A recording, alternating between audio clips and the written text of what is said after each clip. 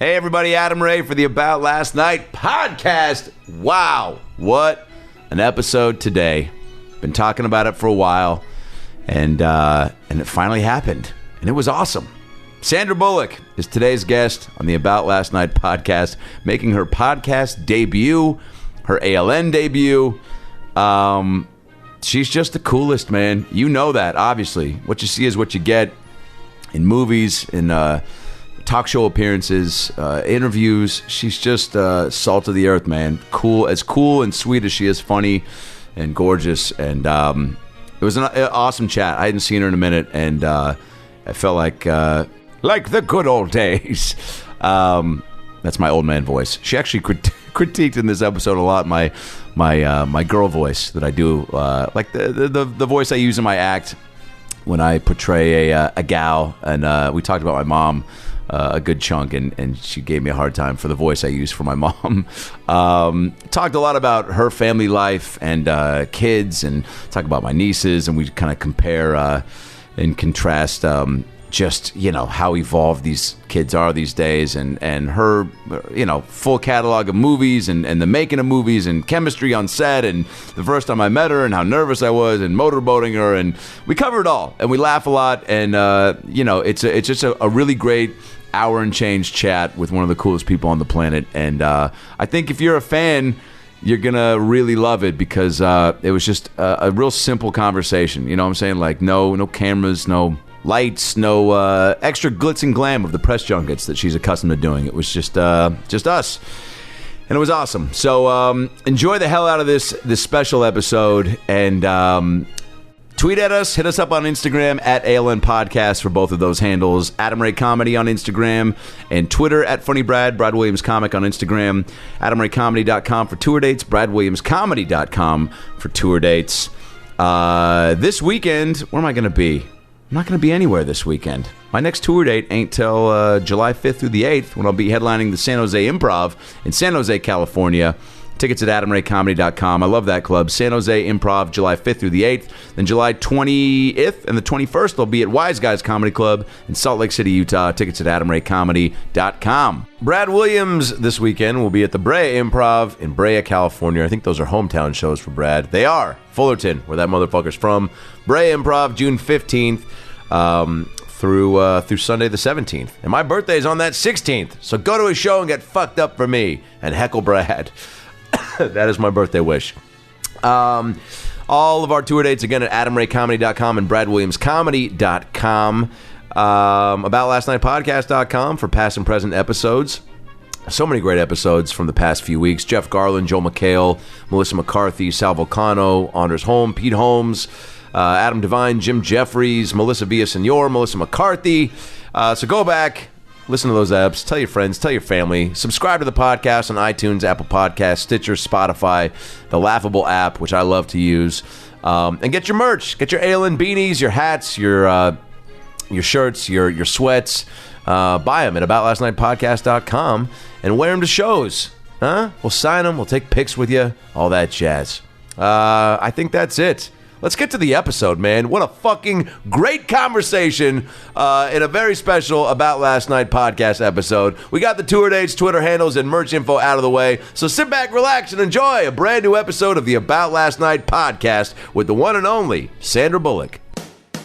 Well, the weekend's over, so it's time to chat about it. Got a midget and a Jew, so why don't you sit down and listen to our dope podcast during lunch, dinner, or breakfast. Brad Williams and Adam Ray are here for you any time of the day. So come on and treat yourself right.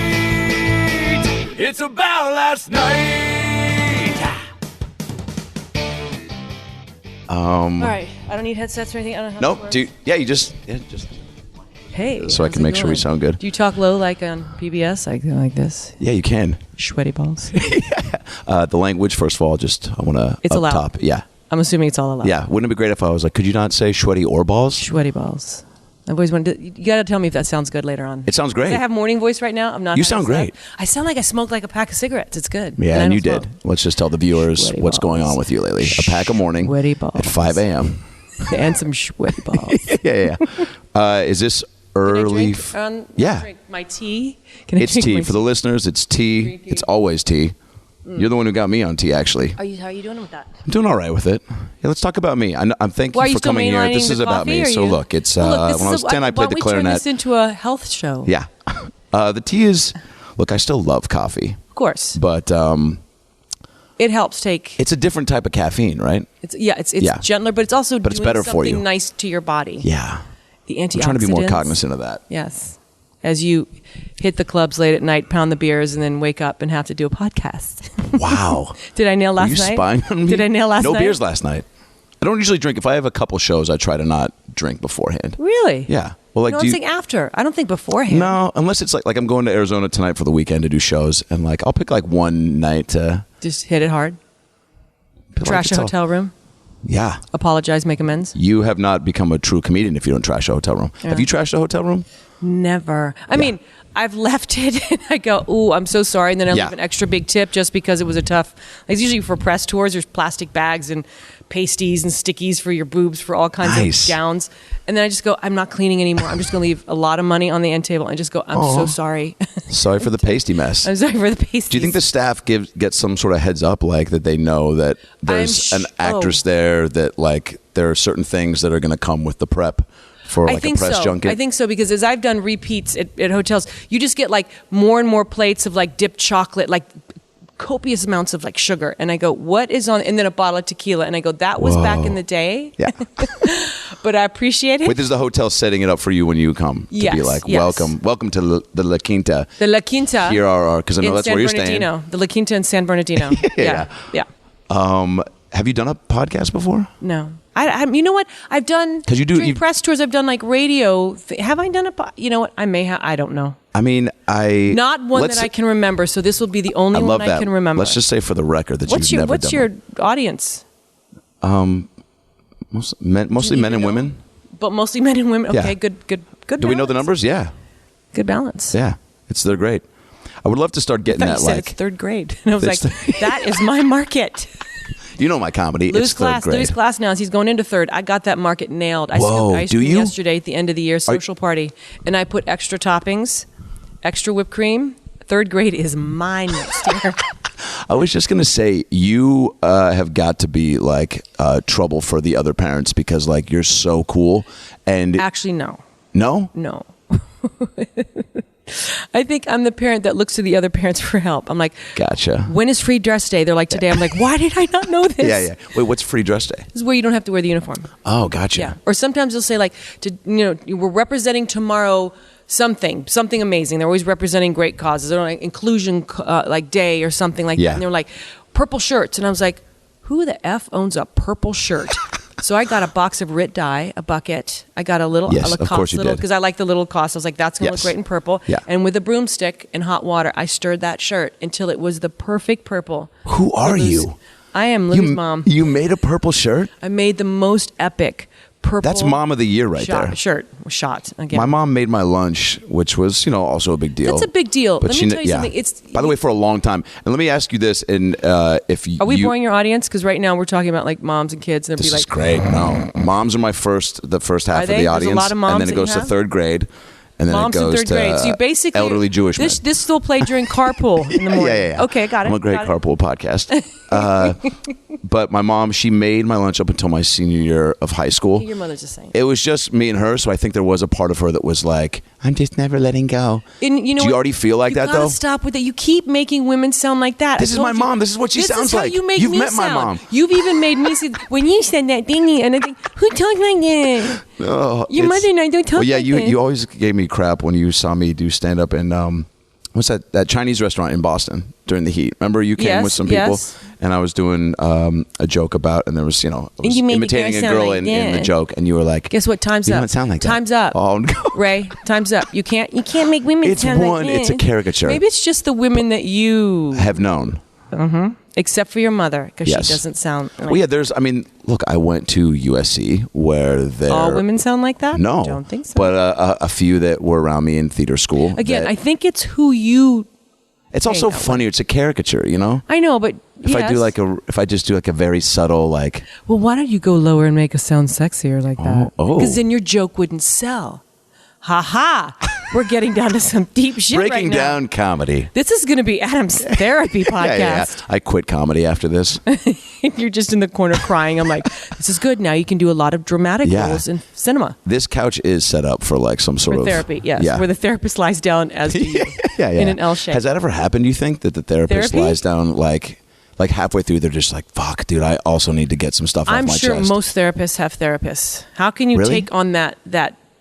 I was going to say that load. Yeah. How can you take on that load? You can say that, yeah. You can say that on your podcast? Yeah. Okay. All right, well, then I guess that's it. That's all. That's it? No more? Yeah. No more? I want to know, so you were born in Virginia. Yeah. Well, Washington, D.C. Washington, D.C. Technically. D.C. Congrats to your Capitals. I was born to my what? They just won the Stanley Cup. Woohoo! Yeah. Bring it. I will say this. You know more about sports, I think, than you let on. In the conversations I've had with you about it, you haven't been completely like oblivious. I'm not. I appreciate. You know what? I appreciate. Players. Athletes. I appreciate athletes. I appreciate sport. I appreciate anyone who brings a game. I don't care. I tend to migrate to the stories of the athletes who really love their moms. Yeah, yeah, that's sweet. Like a boy that's going, a young man that's going. My mom was with. You're just like, okay, this young man I think is going to go far. Yes. No, but I appreciate athletes. I love them. Did you play sports growing up? I was a gymnast, but I will get into anything like baseball, softball, basketball. I will enjoy the act of trying in the rules and what makes up that athlete. And it just, if you've ever pushed your body to a place athletically, even just like get on the Stairmaster. I don't care. I do. You realize. I think you are spying on me because I do have a Stairmaster, and that's like. You have one now in your apartment? Yeah. You busted out the change and bought yourself a Stairmaster? Yeah. It's been a good couple years. Has it? I got Stairmaster money now. Now, do you use it as a hanging device for your clothes and to dry it? Oh God, right? I do. Did I nail you? Sometimes, right? You got me. Yeah. Wait, so cheerleading that was in high school? Okay. Yeah, and I do think the only reason we were picked, my girlfriend and I, who were not JV cheerleaders. Yeah. Our gymnastics coach was also the coach for the cheerleaders. I think she let us in to upset the apple cart. Because I was, the drama major, and my friend Kristen was very cerebral. Like, you had to have a grade point average in our high school to be a cheerleader. Oh, wow. And we were gymnasts, and we could do back handsprings, and we were not tiny. We were sort of bigger girls. Yeah. So I think she saw us as the base of the pyramid. She just needed a good foundation, and we were there to upset the apple cart a little bit. So she let us in. Did you do them for football games? Football, wrestling, basketball. Cheerleading for wrestling? Yeah. What are those cheers like? You sit crisscross applesauce on the floor, Love and then that. you use the floor as the drums to do your cheers. It's kind of cool. It was kind of ingenious. Our head cheerleader had it going on. Oh, really? Yeah, she had everything going on. Was she like? Do you think she's still cheerleading? Did she go on to like the smart. ESPN like championship? I don't know where she is, but she just brought her A game, and we just had a lot to live up to. Now, when you think about people like that, do you ever wonder like, boy, I am missing out by not being on Facebook and Instagram because I could track down some of these old pals? You know what? I'm so not on social media. I'm getting ready to do Instagram privately because I want to know how to do it by the time the kids are old enough to do it. I don't want to feel. I look over Which everyone's is probably a couple years away, right? Yeah. Kidding. No, please, dear God. Yeah. No, but I have my girlfriend from kindergarten was just in New York with me with her niece to be at the Oceans premiere, and we look at each other and she's unchanged, and she's the connector to all of us in high school. Like, I get all the information. That's awesome. You need that one person that kind of keeps everybody. Is that person. Yeah. Beth Montgomery is that person. Shout out, Beth. Beth Montgomery was all that in high school, and she's all that now, and has the biggest heart. So I feel like she's my Facebook. Yeah, and that's better. Yeah. Because you're sort of like, it's up to Beth. It's her responsibility to remind me of whose birthdays are coming up. Yeah. I know that is the one thing about Facebook that's kind of the like birthdays. The blessing and the curse. Like it's genius. It's genius. But then like, the people I haven't talked to in 10, even 15 years will send me a birthday message. And you're like, awkward. And I'm like, this is like, yeah. You're like, thank you. But then it's also like, we haven't talked in 15 years. We need to keep you only sent this because Facebook told you. Yeah. So, and then, yeah. You didn't really remember. Yeah. You didn't really care about my day of birth. And there's Adam in the corner crying. Yeah. How was the Oceans premiere? It ended up being fun. Like, we were all uber nervous. It's just. Why? I get really anxious. I mean, look, what is really a premiere about? Getting dressed up. Well, if you're asking me, I think it's about having your mom tell you to stand closer behind Sandy so that Entertainment Tonight goes, get you the shot? Who's that guy? Who's the Let me do creepy the guy in voice. the back? Yeah, I'm telling you, to this day, she still gives me crap that she's like, I'm telling you, there'd be clips out there of you and Sandy having a good time on the red carpet, because we're still literally standing back there and I'm so you're nervous. doing the voice. But this is my mom. Okay, she talks like You've that? met her. She does. She doesn't. Sweet little Oklahoma Jew. Yeah, she does. She does. Oklahoma Jew does not talk like that. I talked to her the other day. She was like, do you remember my friend Pam? And I was like, no. She's like, well, her daughter just got divorced. And I go, oh, gee. And Mom, remember when I said I don't remember who Pam was? And she was like, yeah, I know, but I just thought you might want to know in case you want to call her up and send her call her up. Yeah, she's attractive and she's kept her body from high school. She's looking good. But so she was like, you got to get closer behind Sandy, because then they'll be like, yeah, who's that guy behind? And then they'll be like, maybe he's in the movie. Let's go talk to him. And who's the guy that security is dragging off because he's just getting too close to her? But like in hindsight, I'm like, yeah, like you're so easygoing and yes-anding of every moment. I was like, if I did like go behind you and like pretend to start like just answering a question and be like, I would have. Yeah, well, I'll tell you, John, it's like when I first got into this movie and like interrupted, you probably would have laughed and done something fun and made it fun. Pretend, make you feel good, and then wink to security, and then you would have been jacked off. Yeah. And then we wouldn't be here. Yeah. Yeah. So no, premieres, I mean, they are fun, but I think, and I don't know if it's as a woman, they're more nerve wracking because you guys can put on a great suit, let your brain and your personality take over. 3/4 of us are judged purely on what we've worn on the red carpet. That's so then you fucked. just have all that time and you go, please do not let there be a wardrobe malfunction. Yeah. And then you are... Or please let there be one. Oh, well, yeah. Or yes, there's that. Yeah. There's that. And then you're just judged. Literally after that, it's who wore it best, who's wore it better, like who looks great. And you know that in the back of your head and you try to override it by putting your personality out there and clever which you answers. do a beautiful job of.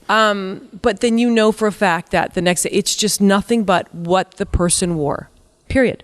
And that's really nerve-wracking. Does that influence your choice for like...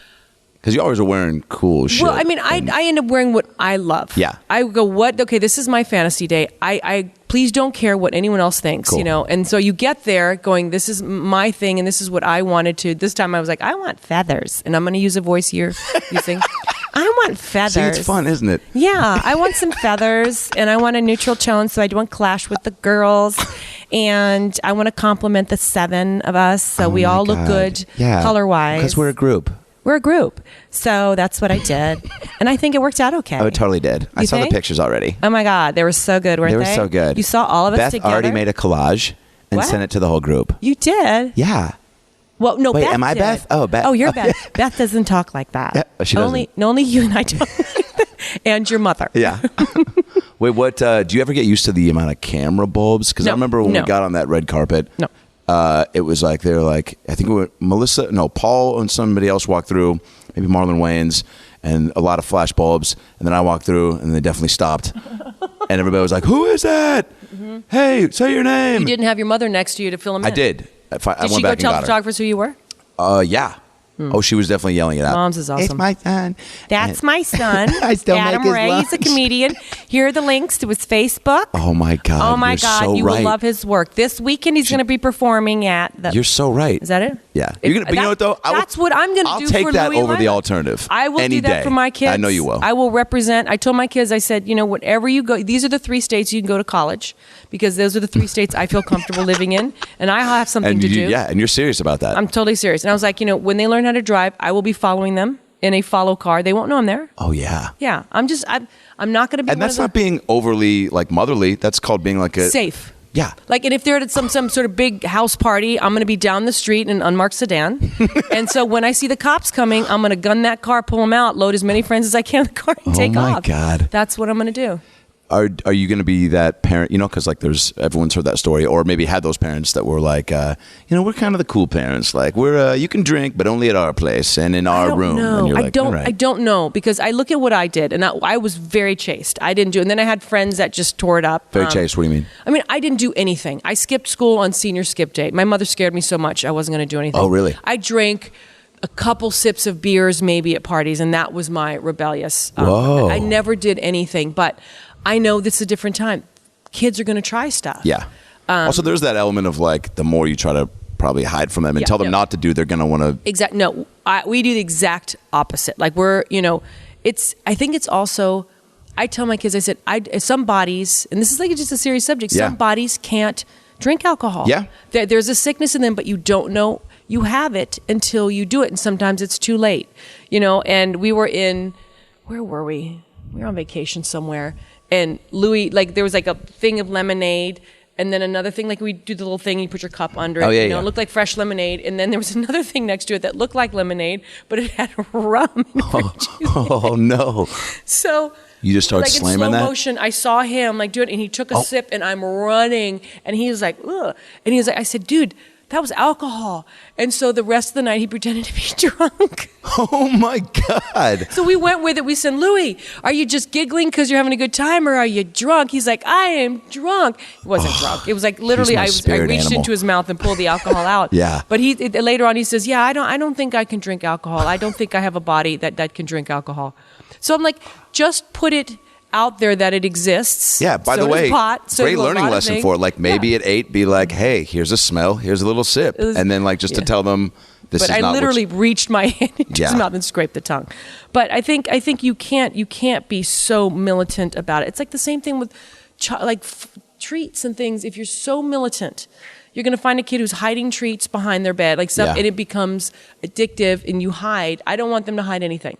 Don't hide it. We talk about you're very candid with them about stuff, right? Kissing and stuff. Like sex, I'll have to explain more stuff, and they're not there. But I'm like, and they're like, ew, kissing. I said, but if you like it, and I have to catch myself, if you like with Lila, if you like a girl or a boy, like I don't want to be that person that's like, this is all you can like. Sometimes your kids discover they're, into other things than you are. And that is the part of parenting that, I mean, again, I have twin nieces, so it's like not a parent at all, but the amount of just questions that I'm already like especially answering. From girls. Yes. Girls are frighteningly ahead of the boys. Oh, one of my nieces last time I was home put she wanted to blow up balloons, right? I'm a little worried about where you're going. For fun, right? Like what do you blow balloons up for? If someone says, hey, let's blow up balloons. I know what she did. She did what I did. Oh yeah, because like she made boobs, didn't she? She made balloon boobs. Yep. That's what you do. And she put them in her shirt, and she started going like that. And I started like, you can't not laugh at that. It's hilarious. Because she's making a face. She's doing a boob dance. We all do the boob. We've all done the boob dance. Yeah.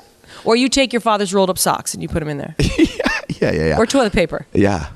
And I was like, oh man, I started to like get really like nervous. And then my brother-in-law was like, man, she's just like goofing around. And he's like, she's not like gonna go outside like that. And and he's like, you just have to, that's just like kids, like they wake up and you have to remember when your body started quote unquote waking up. Yeah, it was like 2 weeks ago. And just, what was that? Yeah. Really? Then? Puberty just, I'm what you call a late how bloomer. Are things feeling? You have those tingly feelings inside? It's pretty much all over and constant. Yeah. And I want to go to Whole Foods a lot. I don't know what that means, but well, what section of Whole Foods are you in? The produce section. It's cold there.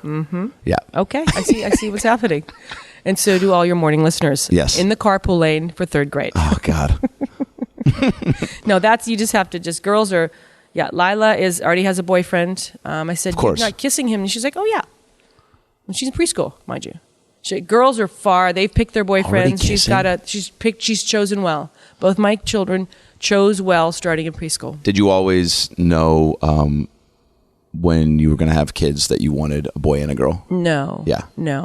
No, I think my mother saw me. I loved being around kids at a very young age, and she was really strict. I wasn't allowed to car date. I wasn't allowed out of her sight with a boy. Wow. I think she knew. I think I would have been a very, very, very young mother with many children. No kidding. Yeah, but because of her, I was very chaste until I got to college. Because she scared me, and I knew I wasn't going to get knocked up or anything, but I would have been a really, really young mother. And this comes from her German roots, right? Well, I think she was afraid. I think she was an immigrant. She was the first generation. When we were in Europe, she was very comfortable with us being free and felt safe with us going off with our cousins and hiking without her. But I think in the United States, it was still unknown territory to her. So she was more afraid for us here than she was when we would be in Europe during our childhood. And I don't know what that is. I mean, I think she's basing that on her childhood and how she was. I don't know. But she was really strict. Really, really, really strict. She was an opera singer, right? Yeah. Does any of that world, I mean, I don't know anything that comes with that, like the prep and just the lifestyle, but is it conducive to then like being a little bit more militant with parenting because of Well, no, I think she. Well, I mean, I always called it a king's art. I mean, it was an art form that you had to practice every day. You had to be very militant about your craft. No, she was just strict. Yeah. She was just strict with good reason, I think, in a lot of ways. Now that I'm a parent, I see it, and I find myself getting ready to say no a lot when I'm realizing I'm just on autopilot with no, and I go, stop saying no. I'll say no. They'll walk out of the room with like dead arms because they're so bummed, with that slouch thing. Yeah. And then I'll go, you know what, dudes, I'm sorry. Yes, you can. I don't know why I said no, but yes, you can. And they're like, oh. So I think we've got a good balance going. Yeah. A really good balance because they're good, amazing kids who are funny. They're all old Jewish comics, and they're just. I think, I met Louis when he was, I met you really in young, 2012, so he was, he was 2.5. Yeah. Yeah. And even then, like, he's an old dude. like very formed sentences and thoughts, and like talks out of the side of his mouth. He's like, I don't know what that's about. And I'm like, oh my God, where's your cigar and your mustache? I mean, yeah. Well, you have him in like little vests and like hats that.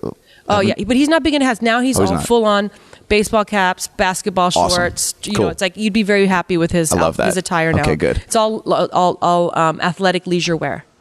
Yeah, Yeah, but boy, I that's a dressed classic him up in boy a suit. phase. Yeah, but I put him in a suit the other day for his concert. Killed it.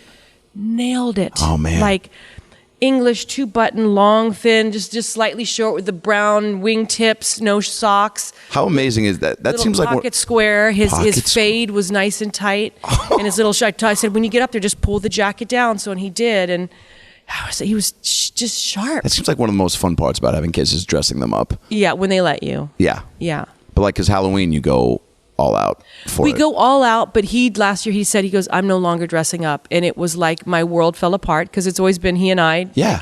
Yes. Lila's full on, so now I get to commit to Lila and give her that time. But Great. Louis announced last year that dressing was over. He announced it. Did he like show up to a breakfast and be like, it's not. Hey guys. He said, Mom's, it's not happening this year. And I was like, just give me a second, I'm fine. What do you mean? What do you mean? Yeah. So, Just look at what I got for options. I made this out of cocaine. I spent all night making a purple shirt. I'll still make the purple shirt. Yeah, you'll still do that. I'll still like. What was his concert?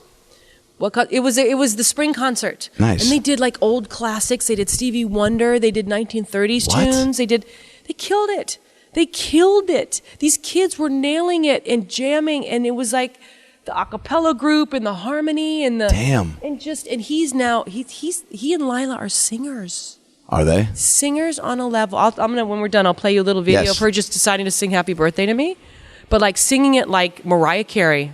What? And I was like, what is happening? With vibrato and like her finger, like just like the eye, like The singer finger? almost there, but she did sing her eyes. Just as good. If not better. It was awesome. Because when you see a singer close her eyes, you're like, all right, they're like... They're in it. Yeah. I'll never close my eyes when I sing because I just can't. Well, because you... I can't sing. I mean, that's still debatable. can't You sing. choose I not cannot to. sing. The amount of Nope. times I've Cannot tried sing. to get you to do karaoke. Cannot sing. Karaoke many is people- like, I get flop sweat just thinking about it. I don't care how many drinks you give me. Once in college I did it. I don't recall that I did it. And then I went to work the next day. The manager called me and he goes, so I heard you guys hit it hard at such and such. I'm like, yeah, well, we just, happy hour. He goes, no, you went on stage. I went, I did what? You closed the bar. They asked if you would return the karaoke system. Basically, You but it was brought like home. live karaoke. Like they had a backup band. Well, and I that's awesome. I guess I took couldn't the turn that down. microphone and I just tore it up. Did they tell you what you sang? I'm sure he did. Don't recall. That is... College. That is college. But like even having the singing in your family like that never is... They say it skips a generation. It definitely did. But you've sung in movies. Not well. Debatable again. Nope. What would have to happen for you to sing? So like if Corden asked you to do carpool karaoke. Never. No. I will do it poorly. If I can make fun of myself and sing badly, I will do that. Oh man, what would you sing at least? At least people who choose not to, they at least... Something that has a lot of range that I cannot hit. Right. It has to be a big range so you can see me failing it. If it's like a C to a high C, you'll see that I get to C, D, E, F. Right. And then the rest is just... So no Celine. Oh, Lordy, the greatest singer of all time? No. I just saw her in Vegas. You did? Yeah. Was she amazing? Unbelievable. Yeah, it's kind of scary. And does like stand up in between She her does? shows. Well, you got to assume she's done like thousands of shows. Yeah. So and she's like, I'm at Caesars. She owns Vegas right at this point, right? Yeah. That's what I thought. And you land, and they're like, welcome to Celine World. And you're like, what? And that joke was for the third graders. Yeah. Because now they've tuned in. You failed on, you can cut that out. You failed on that one. This is where the parents are putting on their blinkers, not paying attention to anything because they're turning into and they're being directed. Drop kids here, you know. Wait, do you have carpool jams then?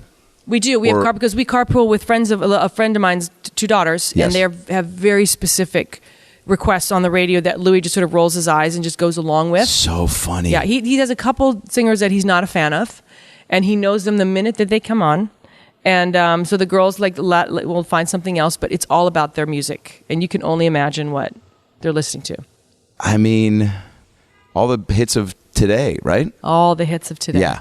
Yeah. It is crazy too when you hear, and I'm sure your kids are doing it, but when my nieces will sing certain songs with, like Bruno Mars, that's anything Bruno's fine. What's that? Anything Bruno is fine.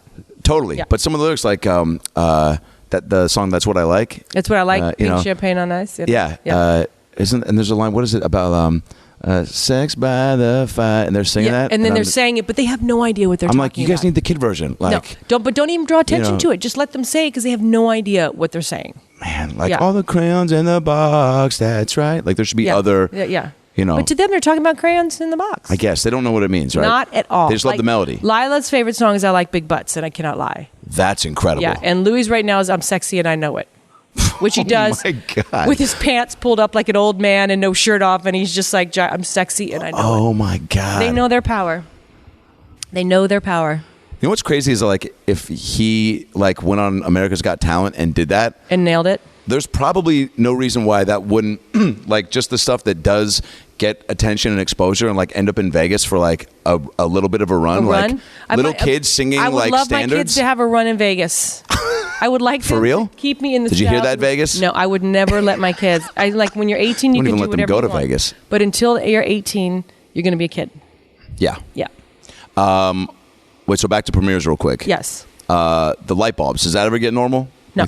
No. Because again, it's like you just freeze. I mean, there are people who are really good at this last one. We all looked at each other and we're like, "What face are you making? Which one are you doing? Are you doing awesome. Serious? I don't care. Yeah. Lips slightly parted. Stare down. Are you doing the I'm so happy to be here? Big smile. You literally become this vortex of self-consciousness where you're just like, please, dear God, let it be an uninteresting, not horribly unflattering, just non-judgmental, face. All you're praying for is just no fortunes, that your upper lip doesn't get stuck to your teeth like that. You're praying that you can just get away and not freeze and just get to the end of that line without a bad video clip, a bad, sound bite. It's just... And then also stay so relaxed and connected that you can try to be funny and not... Yeah. It's mind-bending. Hey, you've mastered it.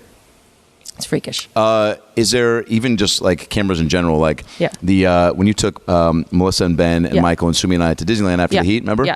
And that was the first time that I think it was People Magazine had taken a picture of us walking through the park. Yeah, and what were you shoving in your mouth at that time? Popcorn. Yeah, it was maybe the best picture of me that you could possibly ask for. Yeah. And also, remember, I previously done a video with my buddy Andrew Santino where we got really drunk and stoned and did those Christmas videos. And I think I showed you a little clip and you were like, yeah, never show that to any person that you want to think you are cool or attractive to, because this is the worst thing I've ever seen. I'm trying to help you. I'm trying to help you. Stay afloat. And I'd fallen and I had a black eye. And so... Why don't I remember this? I don't know. I was juggling a kid. Yeah, there was a lot going on. Yeah. And also Disneyland was right in front of you. It was fun. Yeah. It was fun. But I had a black eye and mid-popcorn bite, and the camera got me, and I was and you looked like a crazy stalker behind me, and your mother was because I was just a couple steps to the side, so... You look like a crazy person. Yeah, but I was like, this is not how I wanted to make my People Magazine debut. Yeah. Wow. But so my question for you is, because you looked composed and smiling, I'm like, do you have a second sense? We weren't composed and smiling. Melissa and I were juggling kids. I was shoving Louis around in his little stroller. He was dead. He was not moving anymore. He was like dead weight and, just sort of floating on the side. Yeah. When you have kids, the last thing you think about is anything else but how am I going to, what do you need? Where are we going now? Because I think we were walking back to the hotel because we were just wiped. We watched the parade. Yeah. Wasn't that the shot? Yeah. Yeah. The kids were dead.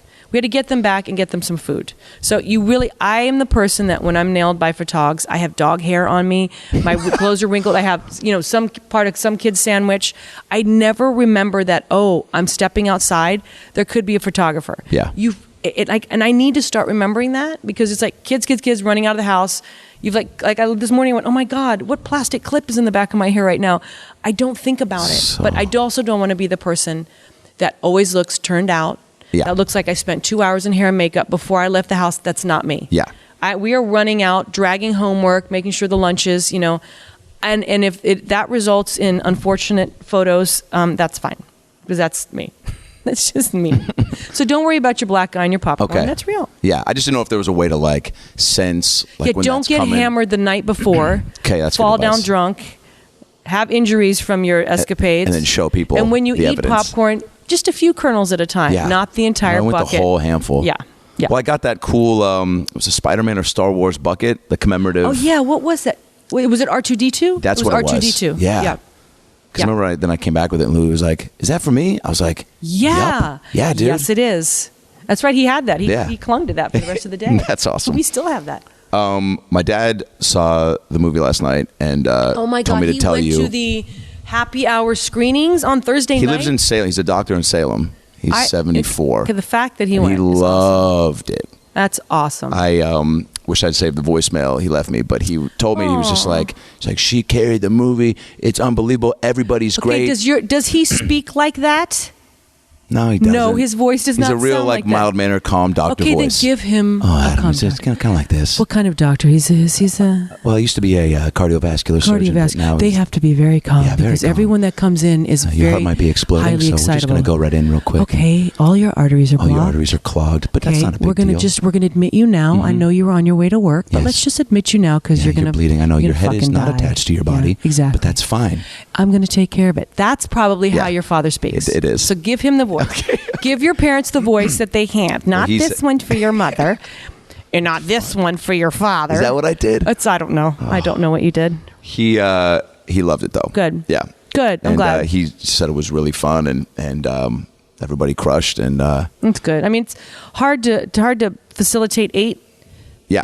I'll say 7 because I don't sound like a narcissist. 7 incredibly gifted people. Yeah. But who are all we're all leads in their own right. Yeah. Right. So exactly. But if we're given the chance to do the next one, then storylines can shift. Things can go, and you can, you go, okay, we got through the gate.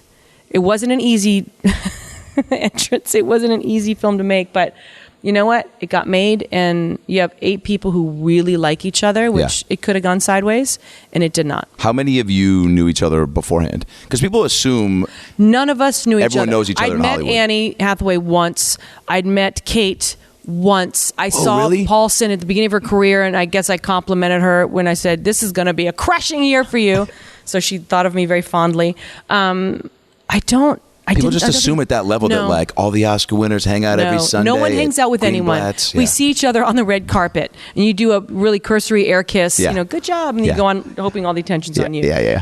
No. But I think because of the late hours, Helena Bonham Carter is a queen. Is she cool? She's divine. Oh my God, man, that's so great. Beyond wonderful. Her mom, we made her Granny Ocean. Her mother is like this renowned, brilliant psychologist, and she would be on FaceTime calling us, at night, and we would just talk to Granny Ocean and about what?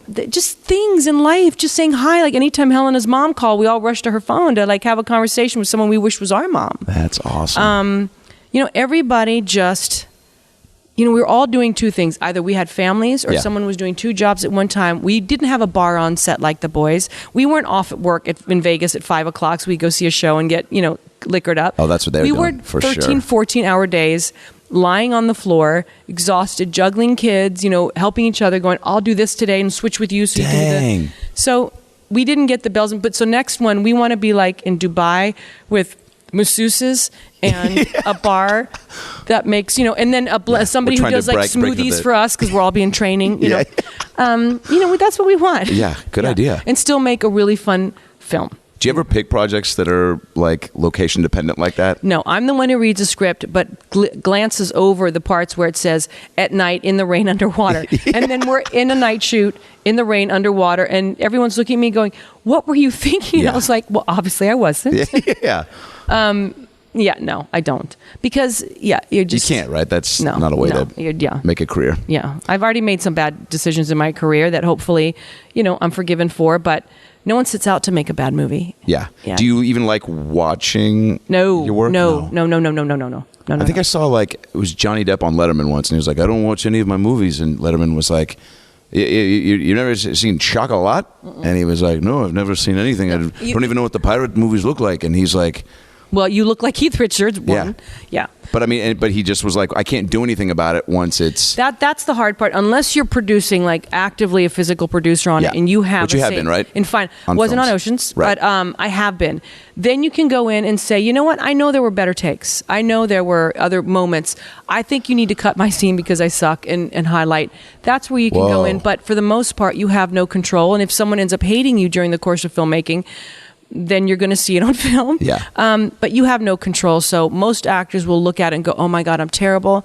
Why am I sucking so badly? How about you just make the film and do the press, go to, as Kate says, go to a happy place, represent, and go on with life. Yeah. Yeah. It almost seems like that would be fun, but more pressure to be involved in the editing process because you're like, oh cool, I get to really control, but then maybe you start over analyzing or just in any editing process. Or if you're an extreme narcissist, you make it all about yourself and it doesn't help the film. And sometimes you're not thinking about a story. You're like, I didn't like that shot the way I smiled there, and you're like, what? Exactly. And you have to sit back and go, what is the best thing for the film? And if you are just the whole world revolves around you, you've seen that happen where you go, okay, that person need to be taken out of the mix. You hope you can step back and be objective. I did love I saw a billboard for Ocean's 8, and it's what'd you call it? With the slogan, the tagline, what's it called? When it's the whatever the slogan is below the below the belt, below the line, below the. For the movie, it says what said for every con there's a pro. I think that's what it was. Is that what it is? I don't know if it's not. That's a really good. It was really good. Yeah. And I was like, wow, who picked that? And what were the other options? Marketing. This marketing team at Warner Brothers is amazing. Oh, you've got a call coming in. It's your dad. It's your dad's new cell. Oh, could have told you. Dad, right there. Your son's mocking you. Your son's mocking you. The marketing team at Warner Brothers, which sounds like a boring conversation, but I've worked with them since I did the first film I produced. They're called Miss Congeniality. And I remember they came in, they're like, we have a trailer. And I was like, it sucks. It's for women. It's supposed to be funny. And they're like, just calm down. This is the first one. This is where we all start, talking. I was like, oh, okay, sorry, standing down. Yeah. And I've worked with them ever since then. They are brilliant. And how they tap into a style, a zone, a feeling that they know people will respond to, something that's fair to all 8. Because you want all 8 represented equally. You don't want to feel like there's one person that's being singled out. And this is a an 8-hander. Yeah. Some storylines needed more attention on this one, and some storylines will get more attention on the next one. But marketing treated everyone evenly. That's awesome. They're amazing. And his name's Massey Rafani and Blair Hitch. And I'll say their names because they live an anxious, sleepless existence. They have kids. And because it's not just our film. They have 4 other films that are happening. So to get out there and not peak too high. I've learned things that we can't peak 2 weeks out. And I'm like, oh, what does that mean? What does that mean? It's like if you hit puberty too early. Yeah. And then you peak in high school. Is basically what they're like, we don't want to peak in high school. Yeah. We want to peak somewhere after college. Oh my God. Yeah. That's like another level of stress that I can't even wrap my head you're around. Good at marketing and figuring out your online and you're good at that. You're going, I know what my base wants, what this world wants. Yeah. I don't have that. I'm like, I just do what I love and then I crawl back under my rock. But that's how everybody wants it to be. I wish I didn't have to do all the... But you do. That's the way it is. I also feel like I'm not in my phone enough. I try to You're in your phone. You take your phone to the bathroom. You don't? No. Do you take an iPad? No. Yeah, I mean, I like to. I take my meditation gong. Do you? No. Oh. But I was like, what would I take it? Yeah. I roll in this large gong and gong.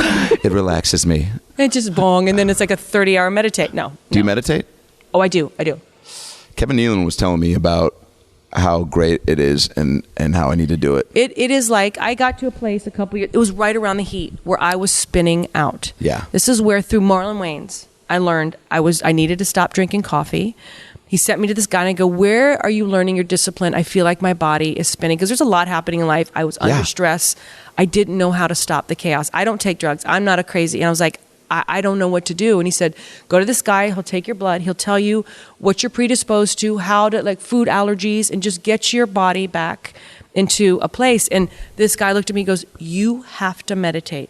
You have to calm yourself down. And I was like, I don't know how to do that. So I found someone that taught me, and it's been the best thing. Like, you can be on a plane, because I hate flying. Yeah. And I'm like, she's like, that will help you. And so she just gives you sort of a mantra in a way, and it's like taking a pill. I can now feel when I'm spinning out, I just start going to that place. It can be it should be for 20 minutes, but it can be for 5 minutes, and I feel everything calm down. Wow. And what it does is it helps you organize in your head by the time you're done what to tackle first. Because I look at everything as a big mission. It all comes at me, and I'm like, I have to do the school thing, and then I have to do the work thing, and then I have to do the life thing, and then not enough hours in the day. And not enough hours in the day. Even though you're starting at like 5 or 6. I started at 5:30, and it's more my brain. Yeah. I'm capable of accomplishing what I need to on the list, but I get so panicked. And it just, after you meditate, you go, oh, I need to tackle this first, then I'll do this number 2. And you don't panic anymore about what you have to do, you just do it. It's amazing. Dang. Yeah. And I'm teaching my kids, too. I'm teaching them how to sort of take a breath, because school is hard. It is. Life is hard. 3rd grade is way more overwhelming than people. Oh, my God. Also, recess? What game am I going to do? Who am I going to play with? But they make up I played their with own. Matt yesterday. They make up their own rules and their own games now. It's like they're learning how to code. I'm like, I'm sorry, you're doing what? And then he comes home with his Singapore math, and I look at that, and he doesn't see the tears well up, because I have no idea what any of it means. Like, I don't know. I don't know what this means. Singapore math. What is that? Exactly. Damn. Is he still taking like karate and stuff? No, that was just a nuance. Fencing, karate. Right? No, he was fencing, karate, and then he stopped that, and now he's a wicked baseball player. Awesome. Picked that up because of the asthma he has, but now he's sort of finding his sport. So it's baseball. He's loving basketball. He's just a wicked. He loves Ninjago and Legos. Does he want you to do like a sports movie? Harry Potter. No, that might be next, I'll just show him The Blind Side. Yeah. I'll say I did it. Yeah. Did you, for that movie, you spent a lot of time with Leanne, right? Was the name of that? Leanne Tui? Yes. Yeah. Yes. You spent a lot of time with her, right? Yes. Before that? Yes. Is that consistent with like most people that are playing somebody in a movie? Or? You would think if that person is still alive. Yes. Right. Yeah. If they're dead, you can't really spend time with them. Great point. But yes, I've never played I've done it twice. Nell Harper, Harper Lee, and Leanne Tui. And I wish, this is my one regret. I knew how private Harper Lee was. And I anyone who's private, because I'm fiercely introverted and private, I'm like, I will never, ever, ever seek them out just for self-satisfaction. Yeah. People don't know you're actually in a box right now. I'm like the boy that John Travolta in a bubble. You're a bubble woman. Yeah. She wheeled me in, and she has me up to an oxygen. And you can only reach in with little plastic gloves and touch me right now. Oh, that'll be life at some point. But it's Nell Harper Lee is someone that I wish I had met and sought out just to say thank you, because what she did at a time where it was not a part of the vernacular. She did so much, especially my children are African American, and I just go, someone who put her thumb on what was happening, the heartbeat of what was happening in our world, in our country, in such a loving, insightful way.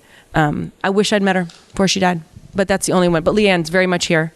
Is it very much still running the country? Is it like an assumed thing for an actor that you're like, yeah, okay, you're going to play that person if you have the chance, that you need Absolutely. to do that? You hunt them down, and you and Leanne, like no one's ever been like, I'll just read a book and look at the pictures on Google. And because Leanne is very. I mean, I've only played 2 people, but Leanne has such a specific way of speaking, and I was like, was that the first thing you were like, I want to get? I needed to figure that out. I said, because no one is going to believe that she's. You think I talk fast? It is just.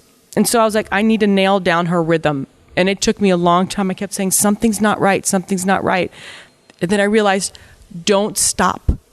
Just don't stop. Get it all. She wants you to hear her right now. She will get you in a corner and make sure it is all out of her mouth before she leaves you. And once you figure that out, you find someone's rhythm. Yeah. We all have a rhythm. Yeah. Yeah. But I was lucky. She was so generous, and she was there, and she just like, anything you need. What kind of things would you... I mean, again, like I'm just so curious about that process. Mm-hmm. Like, do you make a list of things that, like, all right, these are the things I need for? I need to find out to execute this. Did this happen? What would you do? And once you see the script, you're like, all right, story wise, I need to know this stuff. Yeah, maybe get some deeper stuff that I can internalize. Stuff that isn't actually written, but it's sort of the story. Yeah. You can always rely on. And I was like, we're like a color palette. She's, I have my color palette. for her makeup. And so she gave me her color palette, and I said, we shall use that. Found out her favorite designers. Like, once we just got it sounds like little things, but once you get into wardrobe, most actors will tell you that does half the job for you. Oh, really? Yeah. It does have, like, specific shoe makes you walk a certain way.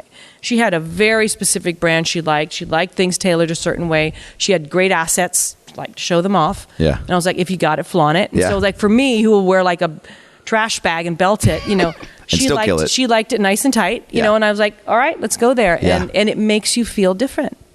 Little things, even probably too, like favorite drink and like favorite curse word and like that stuff. Oh yeah, all that kind of stuff. Yeah. I don't remember what her favorite curse word was, but yeah. What's your favorite curse word? Fuck me. Whoa. Like, if I get mad, it's always at myself. So it's like, fuck me. And everyone just kind of goes, on sets. Should we laugh? Is that okay to make a comment about? I'm like, yes, you can comment on it. Did your folks curse? Like, were you? No, my dad did a little bit. My mother, she loved the word shit. Yeah. And I haven't hearing a German say shit. It's great. It just did, like, it was too punctuated. Oh, okay. Yeah, it didn't really too flow. short. Yeah. But that's the only one I ever heard her say was shit. And I remember I was young and I said, Mom, I know what fuck means. She's like, what? And then I came up with something. She was like, no, that's not what it means. That's not at all what it means. is. Yeah. I felt I knew a lot But then. keep trying. Yeah. Yeah, exactly. Does Betty White curse? Yes. And it's brilliant. Sailor mouth. But not really. People like to see her have a sailor mouth. She would prefer not to. Oh, really? Yeah, she would prefer not to. She's a lot more distinguished, I think. Yes, but it's so funny to see Betty, like, throw down the F-bomb, that you're just like, oh, please, please, please, please, please. Yeah. But she's got more class. Like, she'd rather not dip that low. She'd rather, like, let me use the humor that I have, which has worked really well for me all these years. Yeah. Yeah, but she'll drop it for you if it's necessary. Is there you, just from my experience with you in one movie, and I'm assuming this is how you've been all the time, like making people feel... So sad that you think that, but go ahead. What? Well, I just think you've always been like a very easygoing, sweet, kind person, and you make people feel comfortable right away. I like That's people part to of feel comfortable because I am so worried about being uncomfortable myself. Great. But Great don't trait. you think that's what sort of comedy does? It's sort of like, yes. I'm going to level the playing field. And that's why you're field. funny. Yeah, like you, yeah. Yes. It's like with Yes. my co-host Brad, who's a little person, right? Where is Brad right now? I wasn't a good enough client for him to show up? In Tacoma, Washington. What's in Tacoma? He heard you were afraid of little people, so... Oh my God. You know John Stamos is. We're trying to get him on the podcast, and he also, but I'm sure he'll show up for John Stamos, but he won't show up for me. He's in Tacoma. He's got to do stand-up. I don't care. What is he doing in Tacoma? He's about to have a kid. He's trying to like make a living. I know. I told him, I was like, dude, you got to cancel that. He's like, trust me, man. He tried to look at flights to come back and skip his press, so he's very bummed. And if I hear him interject himself into this thing, like all of a sudden he's cut into this podcast, you need to just cut me into me saying, going, you're not here. No, you're not here. You're not here. He's not in this room. Oh my God. Yeah. He'll make jokes about his size in a room right away to make people comfortable, and I it's think like, we all do that. Yeah. All our fears, what we think are our shortcomings, they're usually not on anyone else's brain. Yeah. You go, oh my God, these are the things I think about myself. I'm just going to throw it out there and say it now. And then that way they can't say it first and break my heart. Yeah. I remember when the very first time I met you, I was walking out of I think I'd just gotten in like full dress for the first day of the heat and to go show Paul. I'd grown my hair. You were sitting on your stairs and you looked like a terrorist. Yeah. I remember that. I was like, who's that terrorist on the steps? Why did we and then cast my him? son was with me and I put my son behind me and I go, this guy's shifty. He's like, just looking at us. Push Louis behind me going, keep walking, walk faster, faster, faster. And he's like, at that age, he's like his little chubby legs. He's just learning how to walk. And So I dragged cute. his ass across the parking lot. Yeah. And you had one of your dogs with you. There was a bigger dog. Was it Bob? Was it the shepherd? Yeah. Yes. The shepherd? Yes. And because Bobby Magine? Because I remember I was so... Look, I've been starstruck maybe 3 times, all right? When I met Larry King at the movie theater when I was stoned, okay? And I was like, Larry, what's going on, man? You getting some snacks? And he was like, do you mind? I'm with my nephew. And I was like, I just got interviewed by Larry King.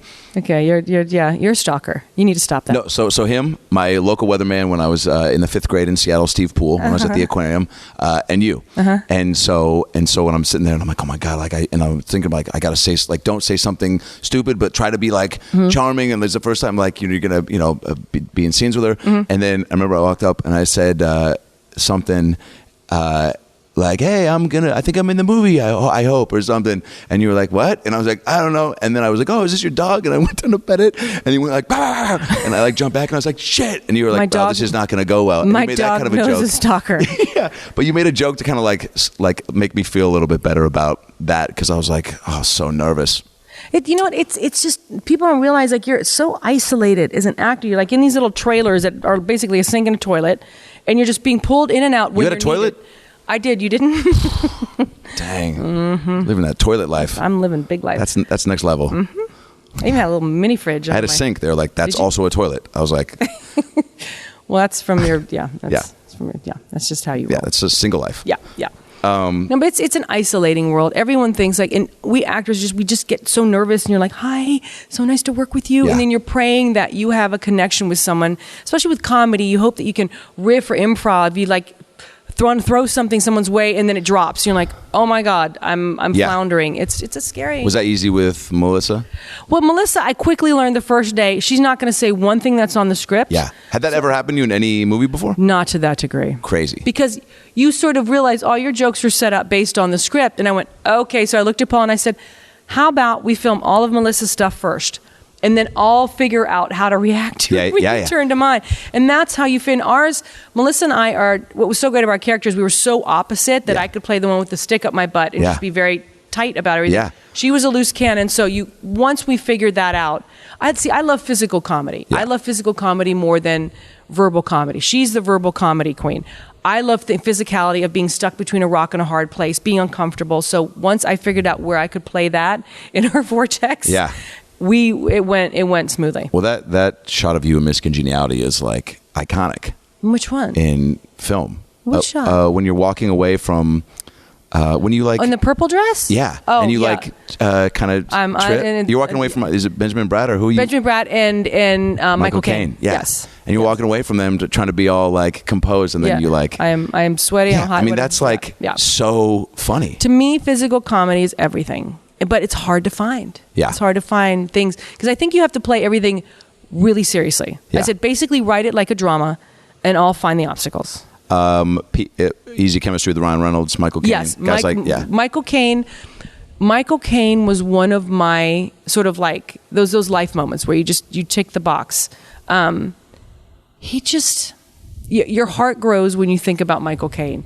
Comedically, he nails it. Dramatically, he nails it. And just to being able to banter with Michael Caine was everything. He improvs? Yeah. Brilliantly. Dang. He has to. People like Michael Caine have everything. We just have a third of it. Yeah. Ryan Reynolds and I have known each other since he was prepubescent, Oh, really? 12-year-old. Yeah, we've known each other for so long. So that helps, right? We naturally have that thing. Yeah. We don't have to look at each obvious. other. You have that rhythm. And it just happens. It's so funny too, because then people were like, "How'd you do that scene where your guys were naked?" And you're like, "Well, like we didn't buddies, care. So it didn't even matter." We would just spend all the time just going cover it up. Ryan, you're hanging out. Ann Fletcher. We asked for a close set. We've all got our things up. She's behind the camera. When we think closed set, you think no one else can see. No, closed set means there's no people on the set, but everyone is crowded around a monitor. They see everything. Yeah. And all of a sudden it's quiet, and now we're sitting there and we're waiting. I'm sort of bouncing on his knees, and he's lying on his back with his knees up. We're just waiting, and we got pasties and things, How do you cover the guys? Yeah, those things. And all of a sudden you hear Ann Fletcher going, "Ryan, I can see your ball sack, cover it up." And I'm like, oh my God, I'm trying not to look. Don't look at his ball sack. Yeah. And but you have to be, it is so uncomfortable and awkward, and we're so into shaming our own bodies that when you have a scene like that, I will do it for comedy. Yeah. I will not do it in any seriousness. You're fearless like that. The what? You're fearless like that. For comedy, I will. And because it was Ryan, and because Ann made us feel so close, and because you felt like you had a safety bubble, I'm like, they knew how uncomfortable it was. There's no actor, I mean, that's not true. I don't know any actor that I've met so far that goes, yeah, I'm shooting a naked scene. I feel so good about it. That's a good Glenn Close impression. Is a freak. Yeah. And you don't really want to be around them because you know that they're into it for something else. Totally. I'm like, but if you feel someone opposite you that feels shamed like you do, and it's for the funny, then again, comedy levels the playing field. Yeah. And you feel okay. Do you always have fun making movies? Is that a dumb question? No. Yeah. No. Yeah. So many variables go into... It's a love-hate relationship. Yeah. And sometimes you're in a mix where there's just... You're dealing with human beings that are...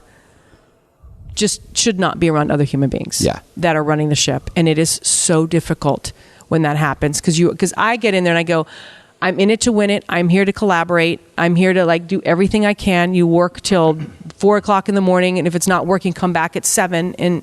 But But if you work with human beings that shouldn't be around other human beings, it's a spirit crusher. And when it happens, you take everything very personally. They go, don't take it personally. I go, how can you not take your work? And because it's your life. It's a lifetime. Have people ever been so impressed by your acting that they've been like, what was it like going to space for Gravity? Oh my God, somebody did at the press junket ask Alfonso Cuarón what it was like filming in space.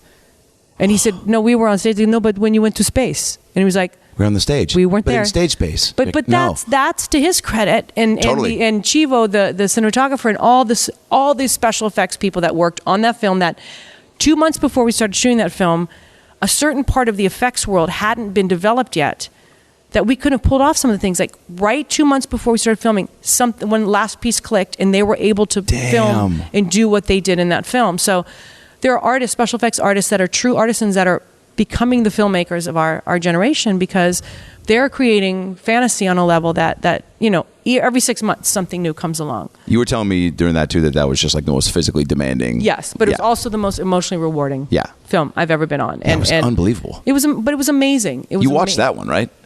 Oh yes, I watched that one because that was fucking bonkers. Like, that I can't wait for my kids to see. Yeah. When Louis was little, he saw like the trailer to it. I had to approve the trailer, and like he loved George. He knew George is the guy who always had ice, and he had the dogs, Einstein. I was missing ice somewhere, and like 6 months later, he goes, "But George has ice," and I'm like, "Oh my God!" Louis thinks that literally we're running out of ice, and that George will always have ice, and he's wondering where Einstein the dog is. It's the sweetest thing. That's amazing. But he didn't understand why I let George die. Whoa. Because why do you let him die? Yeah. Like he really was hurt that George, the guy with the ice and the dog, I let die. He had ice. How are you going to get ice? How are you going to get ice now? You have warm drinks? He's dead. So I can't wait for them to see that. They haven't seen it yet. We have like 5 minutes maybe? 5 minutes is good. More or less? Okay, cool. Do you mind? She's the pit bull. Do you feel the pit bull behind me? She's great. She's amazing. Thank you. Yeah. You guys have known each other for a long time. Long time. Yeah. How long? 18 years? That's so cool. Like, I'm trying to turn to you, but I have a neck injury. I'm like, 18? I have literally a neck injury from press. No. From spinning and talking to the girls and sitting in a position for 3 days that I tweaked my neck. I go, how sad is that? No, I'm impressed you're not more injured. You've been flying everywhere? And then I got on the plane and I'm spending all the time talking like this, and I get home, I'm like, it's okay. But yeah, Cheryl is a pit bull. Who does really good facial features. She goes, oh, but I understood what she meant by that. And she will cut you if you ask the wrong question. Do you want? So I posted. By the way, thank you for doing this. You're welcome. Thank you for doing it. Unbelievable. I hope it's not like. I hope it's my first podcast because this is kind of fun. This is it's awesome, and I hope I'm like it's not doesn't feel like the normal press. No, it's more fun. Because I wrote a lot of questions and stuff, but then I was like, I don't want to be like, did you really drive the bus in speed? I did in a couple scenes, yeah. You did? I did a little bit. Yeah. And after you got my bus driver's license is a joke. They just had a press thing. You had to get one for it? No, I didn't. Afterwards, they had this press thing. Like, we're going to go to the thing, and we're going to see if you can get your license. We'll just film it. It'll be funny. And I actually completed the bus. I had to back the bus around this circle. I crushed it. I just nailed it, and I got I think my number was like Santa Monica Municipal 2020 something. I gotta. It's moments like that where you really like those unexpected. You realize how talented I really am. Yeah. When I parallel parked the bus. Yeah. So I posted that you were going to do this because then people obviously you have some fans out there. Do they send in questions? Yeah. I love this kind of stuff. Really? I love when yes. Okay, great. Yeah. Twitter, Instagram. I'm just going to read a few and then we'll wrap this up. Alrighty. Okay. The first one. How many months of the year does she live in New Orleans? Mm-hmm. As many. And what's your PIN number? And my PIN PIN number is 1365. Yeah. And whenever we can get there, and it's an ebb and flows. It ebb and flows because of when I'm working, the kids, because now that the kids are in school, you have to work around stupid kids' schedule. Oh, fuck, Jesus. Them and their activities. I love it. I love that it sort of gives me a structure. Yeah. But Mardi Gras, if we can get to a Mardi Gras. You love it. I love it. Is it the best ever? I've never been. It is the best ever because the entire community comes together. And how often does an entire community come together for something outside of themselves where they're all on the same page? Yes. I don't care about your political affiliation. I don't care. But when you're in New Orleans in Mardi Gras, there's so much love and joy. and you just got to see the bands. You got to see the music's unbelievable. Warren Easton's band, Warren Easton High School's band. You've got to go represent. When they come down, like I'm crying. It's usually raining. They are killing it. They're just. It's. They play in the middle of Mardi Gras. Or what? Yeah. Wow. Yeah. Most high schools are playing in the middle of Mardi Gras. Any high school of note that's got a band is killing it. That's awesome. Got to go to Mardi Gras. You have to do it once in a lifetime, and just take it in. Damn. All right. Was she ever intimidated or genuinely in awe of working with a legend like Michael Caine on the set of Miss Congeniality? I guess we kind of covered that, right? Yeah. Yeah. All right. Adam, I'm a longtime fan of Sandra's, and when I say fan, I mean... You're making the voice. You're on your verge to making the lady voice. Adam, I'm a longtime fan of Sandra's, and when I say fan, I mean Hope Floats is tattooed on me for life. Anyway... Okay, is this a gay man that's asking the question? Hey, you know, we don't know. There. We don't, yeah. I would appreciate it so much if you would ask her, what tools is acting giving you that have helped shape you into the beautiful person you are today? Oh my God. Well, I'm not a beautiful person. I have allergies and a puffy face. Oh, shush. You know what's hardest for an actor to do? Because we're all fighting for our moments. And we always assume that our moment is when our mouth is moving and we're saying something really witty. A lot of times it's when we are listening. To just quietly listen and react to your partner and whoever's opposite you as an actor is the hardest thing to learn. And to realize that it's hard to explain because I always think that, oh man, I nailed that scene because I did this, I did that. And then I see it and I'm like, oh my God, be quiet, stop moving. You know, stillness and listening sometimes is the best thing you can do in your acting. And that translates to life. You know, once I had kids, I learned I was incredibly impatient. I was always jumping ahead of what I thought they wanted and people wanted, and that I knew better because of my life experience. Right. When in fact, if I just shut up and listen for a second. I listened, I realized I knew nothing. So listening and being quiet and taking it in, I think has just helped me tremendously in life. Damn, that's great advice. From Emily Higgins, who's actually a good friend of mine, and she says arguably your biggest fan, which I'm sure every person you've met has been like, I'm your biggest. No, some they're like, I'm not crazy about your work, but can you tell Kate? I'm like, yes, I can. Yeah. You know what's great? I just remembered when we, you, Melissa, and Michael and I went to some tapas restaurant in Boston. Did you say topless restaurant? It was a topless tapas restaurant. That night? Yes. Don't you bring up that night. I'm not going to bring up that night. Okay. But I will say on the way out, and this was like, again, just great sense of humor. And it was my first time seeing you interact with people too, right? Because we were offset. And there was a girl, she was about to get married in her bachelorette party. Do you remember? On the way out? Yeah. And they were like, oh my God, I just want to say I didn't want to bug you, but we're all big fans and whatever. And they were freaking out and you were so sweet to them. And then one of them even, one of the girls in the group was like, any advice for her before she gets married? And you were like, don't do it. Yeah. And they all laughed. And then you were like, no, it's great, whatever. And real sweet with them. And, that was a fun night. Remember, all Melissa and I kept doing was saying Shazam, because every song that came on, we kept Shazamming it, going, what is this? Will.i.am? This is amazing. Yeah. And then Melissa was rapping about my beard. Melissa will rap about anything. Yeah. She's hilarious. And then, that was crazy. So back to your friend Emma. So her question, how can fans get their hands on the Working Girl TV show? And since that's not an interesting question, but a logistical one, here's another. You've expanded and built onto the Ocean's universe. Is there an off-the-air TV show you'd like to expand on? And if you could say her name, she'll freak out. Remake off the air. You know, I was on a bus ride back from Austin. I went, oh my God, I need to remake One Day at a Time. I love that show. Yes. And turns out someone already did. Oh, I was like, oh. I think Archie Bunker show, I think that, especially since we are in such a political climate where people are unable to communicate and speak and put their toe in the water. I mean, we saw what happened with Roseanne. I think the Roseanne show could have been such a jumping off point for having political conversations from both sides of the fence within the same family. My dad is Republican. Half my family is Republican. I'm a Democrat, but I think I'm more of an independent. I don't care. But it was a great backdrop to have both sides represented. I think he could be such a great, because he was such a ignoramus and such a racist, but with a kind heart. He didn't realize he was a racist. Yeah.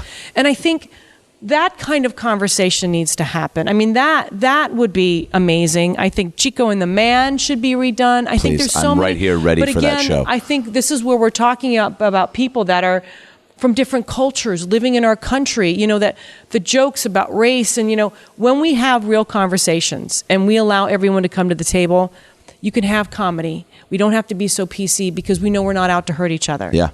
Please make fun of the white people because we're idiots half the time. Yeah. We're the ones that came up with the hateful N-word. You know what I mean? It's like we need to be called to the table, but we need to be able to talk. So and TV and film, it's just such a great platform. It's a great platform. It's amazing, to be effective. and to have great writers out there that can have the conversation and be fair to all parties.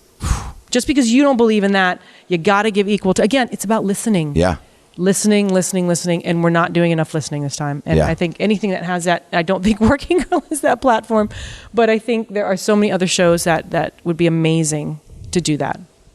Great question, Emily Higgins. Thank you, Emily Higgins. What's been a few more? Wrap it up. Okay. No, I'm enjoying this. What was more? She was like, but I have shit to do. Yeah. Okay, I know. She has other clients. I'm not her only client. Okay. 2 more questions? Yes. Great.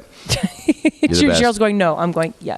This is a good one. Would you rather have the hiccups for the rest of your life or always feel like you're going to sneeze but never can? God, hiccups. I get the hiccups all the time. I just had the most terrible. I might even send you the audio of it from a podcast. Well, maybe not. It's kind of gross. But I couldn't stop hiccuping. You know what you do? And my buddy was laughing so hard he was crying because we were doing a podcast, and it was so guttural, and like it was just the craziest noises, and he was like, "What is inside of you that's just like not normal?" That wants to come out. Yeah, because it was like these antibiotics I was on for strep or whatever, and it was strep. just. I've had it 3 of the kids. It is going around and around and around. I've had it 3. It was 2 times. I broke my finger on Ocean's 8. What? Smashed in a door. Oh yeah, look, split it open and my finger's crooked. I literally slammed it in the door Thanksgiving because I had laryngitis and strep. All I looked at my finger was like, when I opened the door, please let the tip be there. And so I literally had a cast on the tip of my finger for half them, so they had to CGI it out. I was always high. I became a lefty. I had a right lefty. Welcome to the club. But strep, I don't know what is happening out there. It's bonkers. Wait, so hiccups, because that's... Have someone ask you how to spell fish, and it recalibrates your brain. What? Mm-hmm. Yep. Is that some like secret celebrity... It's a secret mom thing. Yeah, okay. It's not secret. Somebody just said, I've met her too. Helped track down her dog at the airport 20 years ago. She was cool. Do you remember that? Oh my God. Are you kidding me? Yeah. Okay. A lot of comments and questions. If this is the guy that I think it is, this is going to make me cry. My dog, remember when Continental Airlines still existed? Yes. I had a little dog and I was traveling to Jackson Hole, Wyoming. They came and took me off the flight and they said, something happened to your dog. I got to my dog. My dog was unconscious, lying in the side of the cage, like making these weird sounds. I couldn't get her to look at me. We ran to this hospital. I noticed the side of the cage was all melted. And they were like, and the Continental was saying, no, there's something wrong with your dog. I was like, there was nothing wrong with my dog. And if this is the guy, I literally was talking about him the other day going, if I could find this person, I just want to thank him. Because he was a baggage handler. He came to the vet. And he says, I want you to know there was nothing wrong with your dog. Someone had taken the cage off the conveyor belt and put it by the exhaust, gave her carbon monoxide poisoning, melted the cage. She died 2 weeks later. And the airlines, I was like, I'm going to sue. And I said, you know what? They were like, well, we'll settle for like $3,000. I said, you know what? No, I want the right when I have a platform to say this airline killed my dog because they didn't take care of it. And they were trying to lie. And he came, risked his own job by telling me, he goes, no, there's nothing wrong with your dog. Someone placed her by the exhaust. So if this is the guy, I want to say thank you. And I literally just had a conversation the other day going, this man was amazing. He was a young kid that came and, didn't have anything to gain by doing it. Yeah. I wasn't famous. I didn't, it was like, he just was helping me out with my dog.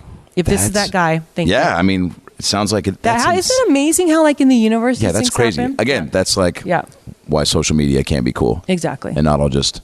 You'll be my social media. Yeah. Okay, last question. Okay. What was more nerve-wracking, prepping for your role in Minions, which I know, that was nerve-wracking because you know how much I like doing voiceover. Yeah, which was great. I hate it. I'm terrible at it. Prepping for that. Yeah. Or what was more nerve-wracking, that or realizing that Adam during the filming of The Heat was going to have to motorboat you during an improv that Paul Feig asked for. Okay. Well, I think probably what was really challenging for you was motorboating me because I don't have any boobs. Not true. Very true. Nerve-wracking, by the way. Imagine being me, first movie. Here, motorboat a lot her. of people. Okay. He just yelling it out. I mean, I've told this story on stage because it was like, just a very outer body experience where you're like, all right, I'm already just like can't believe that this is all happening right now. You already been branded a terrorist. Yeah. Now. yeah. Her dog already doesn't like me. And my kid, I had to keep away from you. yeah. And just hearing, during that dancing scene, like, all right, like, now put your face in between her boot. And I'm just like, dude, but I was wearing a push-up don't bra, have a big smile when you go down. Like, don't You were very, you were very calm about it. Okay, I was wearing push-up bra, so they're kind of coming close. Yeah. No, they were hugging me. Were they? Yeah. It's probably because I was pushing them. Here's what's so like funny about all that too. Like the amount of people that after that, obviously you're like, what's it like to work with her? What was it? And then some people being like, was it just great? Like what, did it smell great? Oh, did it smell great? Yeah. I think it smelled pretty good, right? Smell great. Right, yeah. then. You take care of yourself. She smelled great. Yeah. yeah. Last question. Yes, that's it. I love you. My sisters and I memorized the lines from Miss Congeniality one summer. What was your favorite line from that movie and her favorite scene from that film or favorite line from any movie she's done? Okay, Miss Congeniality. Oh my God, there's so many good ones. I mean, there's the one that annoys more parents. You want to kiss me? Yeah, I made that classic. up on the spot. Did you? Everyone does that. Everyone does the sing-songy annoying thing that just like turns into. Yeah, but that became such a like iconic part of that movie. That's my favorite because parents are like, oh my God, if my daughter sings, I'm like. I mean, every film has like moments. This is where writers just go unappreciated because so many of the greatest lines in cinema are not improv. Yeah. They're by someone who's by themselves in a room thinking about you and your character, and just it's epic lines. Yeah, so Al Pacino didn't improvise "Say hello to my little friend." Say hello to my little friend. It's a good Pacino. Yeah, it's so good. Maybe no matter you do what, Pacino doing karaoke, then you'll be more comfortable. Oh my God, it'd be so great. No. But you know what? I think this is where we got to give credit to the writers because they make us look so good and get no credit at all. Yes. And any great line that I had, I'm sure was written by some lonely writer in with a pack of cigarettes and a bottle of whiskey, male or female. Yeah. Creating memorable moments for us to benefit from while they go on to sitting rooms by themselves writing. Yeah. Yeah. Cool. Well, I'm so glad we did this. Thank you. Nice. It was awesome to see you. I hope it's better than Melissa and Ben's. Oh, this is this is going to be a big episode. Do you edit these or do you just let them? I'll probably send it to your team just to give them the option to like. There's nothing you can't say in here. Right? Yeah, you got it. Yeah. Ocean's 8 is out. Yep. Go see it. Yep. That's why you're here. I'm excited. For it's a good thing to go and forget life. Yes. Yeah, it's one that's just, we need entertainment more than ever right now. And movies like this are straight up like popcorn, like sit back, right? Yeah, like exactly. Just you don't have to think too much. Let us do the driving. Whoa. See, that's the voice I use. Why don't you sit back and let us? That could also be the tagline for the movie. Sit back. Let us do the driving. Yeah, let us be the getaway driver of your life. Whoa. I think you should just end it right there. Good night, everybody. Just drop the mic without hurting it. Yeah. Drop it. No. There it is. So, that's the show.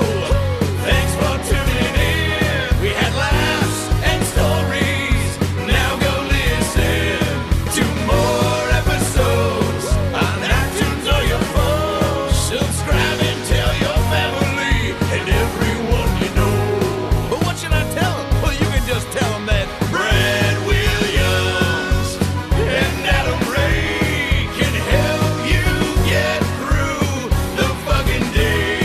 Just follow us on Twitter at Funny Brad, and I'm at Adam Ray Comedy. This has been the About Last Night podcast. We'll be right back. Hey everybody, it's me, Tony Danza.